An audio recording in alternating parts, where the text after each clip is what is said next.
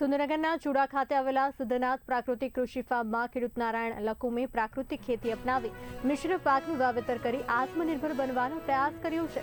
તેમણે કપાસ સાથે આંતરપાક તરીકે મકાઈ ઉપરાંત તાંદળિયા અને મેથી જેવા પાકોનું વાવેતર કર્યું છે।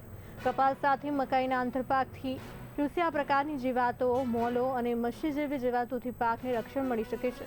નારાયણ લકુમે ખેડૂતોને રાસાયણિક ખાતરોને ઝેરી જંતુનાશક દવાઓથી મુક્ત થઈ દેશી ગાય આધારિત પ્રાકૃતિક ખેતી અપનાવવા અપીલ કરી છે।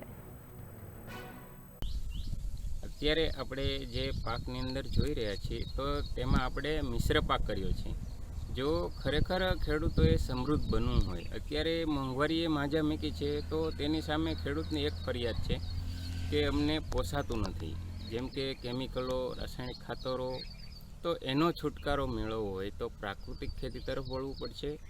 અને ખેડૂતોએ આત્મનિર્ભર બનવા માટે જો અડીખમ ઊભું રહેવું હોય તો એના માટે મિશ્ર પાકમાં, આંતરપાકમાં, જો આપણે અહીંયા કપાસ છે તો એની અંદર જોઈશું છાંટો મકાઈનો નાખ્યો છે, તો એ મકાઈને ડોડા પણ આવવા લાગ્યા છે। અને નીચે પાટલામાં જોઈશું તો મેથી અને તાંદળીઓ એવો મિશ્ર પાકમાં વાવેતર કર્યું છે।